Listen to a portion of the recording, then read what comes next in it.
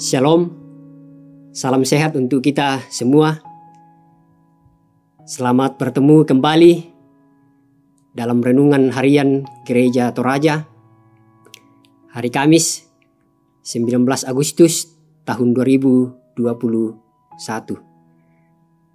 Bacaan kita hari ini telah dipersiapkan dari Kitab Kisah Para Rasul pasal 6 ayat 1 sampai 7. Sebelum kita mendengarkan firman Tuhan ini, mari kita minta kekuatan di dalam doa.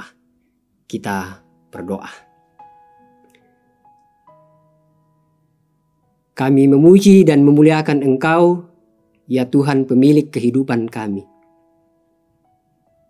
Karena kami sungguh menikmati dan merasakan akan setiap kasih dan pertolongan Tuhan. Kalau kami boleh ada dan hidup hari ini sebagaimana yang Tuhan kehendaki, ini boleh terjadi karena kasih dan pimpinan Tuhan. Dan kalau hari ini kami boleh dipersekutukan dalam satu persekutuan untuk membaca dan merenungkan firman-Mu, hanyalah karena pertolongan Tuhan sendiri. Dan karena itu Tuhan, firman-Mu telah tersedia dan terbuka di hadapan kami. Kami akan belajar dari firman-Mu. Dan karena itu Roh Kudus-Mu menolong kami untuk memahami setiap firman-Mu. Ini doa dan permohonan kami. Ampuni segala dosa dan kesalahan kami. Di dalam nama Tuhan Yesus kami berdoa. Amin.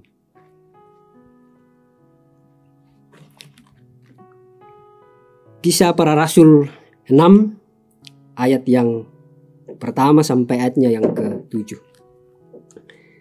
7 orang dipilih untuk melayani orang miskin. Pada masa itu ketika jumlah murid makin bertambah, timbullah sungut-sungut di antara orang-orang Yahudi yang berbahasa Yunani terhadap orang-orang Ibrani. Karena pembagian kepada canda-canda mereka diabaikan dalam pelayanan sehari-hari. Berhubung dengan itu, ke-12 rasul itu memanggil semua murid berkumpul dan berkata, "Kami tidak merasa puas karena kami melalaikan firman Allah untuk melayani meja.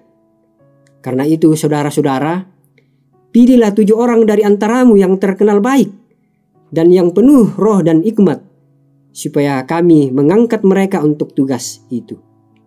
Dan supaya kami sendiri dapat memusatkan pikiran dalam doa dan pelayanan firman." Usul itu diterima baik oleh seluruh jemaat. Lalu mereka memilih Stefanus, seorang yang penuh iman dan Roh Kudus, dan Filipus, Prokorus, Nikanor, Timon, Parmenas, dan Nikolaus, seorang penganut agama Yahudi dari Antioquia. Mereka itu dihadapkan kepada para rasul, lalu rasul-rasul itu pun berdoa dan meletakkan tangan di atas mereka. Firman Allah makin tersebar dan jumlah murid di Yerusalem makin bertambah banyak. Juga sejumlah besar imam menyerahkan diri dan percaya. Demikian sabda Tuhan. Amin. Dalam renungan kita saat ini diberikan satu tema lain dari yang lain. Dalam bahasa Toraja, inang senga ia, anna senga. Indonesian Idol sebuah tayangan spektakuler dalam ajang mencari penyanyi berbakat di Indonesia. Tahun 2019, ajang ini diikuti sekitar 20.000 peserta. Dan untuk tahun 2020 sampai 2021 special season terhitung sejak 8 Juni 2020, ajang ini sudah diikuti oleh 37.000 peserta audisi secara online untuk 1 orang pemenang. Kita bisa membayangkan bagaimana syarat yang harus dipenuhi oleh siapa yang nantinya akan terpilih sebagai pemenang. Seiring dengan bertambahnya jumlah orang percaya, tanggung jawab para rasul juga semakin banyak. Akibatnya tugas pokok mereka untuk pemberitaan firman terabaikan karena mereka harus melayankan pelayanan kasih, melayani orang-orang miskin, anak yatim, dan janda-janda. Para rasul mengusulkan kepada jemaat untuk memilih 7 orang yang terkenal baik, penuh Roh Kudus dan berhikmat. Terpilihlah Stefanus, Filipus, Prokorus, Nikanor, Timon, Parmenas, dan Nikolaus. Tidak diterangkan lebih jauh latar belakang keluarga, pendidikan, jabatan, kekayaan, kasta dari 7 orang tersebut di atas, yang sering dijadikan ukuran atau kriteria memilih seorang untuk pelayanan gerejawi. Mereka tunduk dan taat kepada Tuhan, penuh Roh Kudus dan berhikmat. Sebagai murid Yesus, kita harus berbeda dari yang lain, seperti ke-7 orang yang terpilih untuk pelayanan kasih. Karena itu, jadikanlah hidup kita menjadi orang-orang betul-betul memiliki integritas diri, taat, setia, takut akan Tuhan, serta penuh dengan hikmat dari Tuhan. Milikilah hati yang peduli dalam setiap pelayanan yang kita lakukan demi kemajuan dan kesejahteraan hidup bersama. Terpujilah Kristus. Amin. Mari kita berdoa. Bapa kami yang di sorga,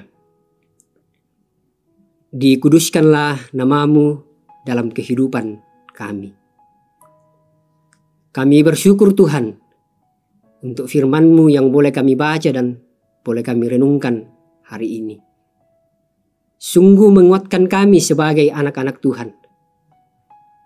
Menguatkan kami bahwa dalam berbagai hal keterbatasan pada diri kami harus tetap menjadi anak-anak Tuhan yang siap melayani. Tidak memandang seperti apa latar belakang kami. Tidak memandang kami dari keluarga apa atau kami dari siapa. Tetapi hanya karena Tuhan yang berdaulat mau memakai kami untuk menjadi pelayan Tuhan. Ini firman-Mu Tuhan yang boleh kami dengarkan hari ini. Dan jadikanlah kami semua Tuhan menjadi alat-alat Tuhan untuk semakin melayani Engkau dalam seluruh hidup dan pelayanan kami. Karena itu Bapa di sorga, mampukanlah kami sebagai anak-anak-Mu untuk terus taat dan setia kepada-Mu, bersandar penuh hanya kepada Tuhan dalam menjalani seluruh kehidupan ini. Bapa di sorga, seluruh hidup kami Tuhan, segala hal yang kami lakukan, kami serahkan semuanya ke dalam tangan pengasihan-Mu. Kami percaya Engkau selalu bersama dan menolong kami. Ini permohonan kami, sambutlah dan sempurnakan doa kami. Karena doa ini kami bawa di dalam anak-Mu Yesus Kristus. Itulah Tuhan dan Juru Selamat kami yang hidup. Haleluya. Amin.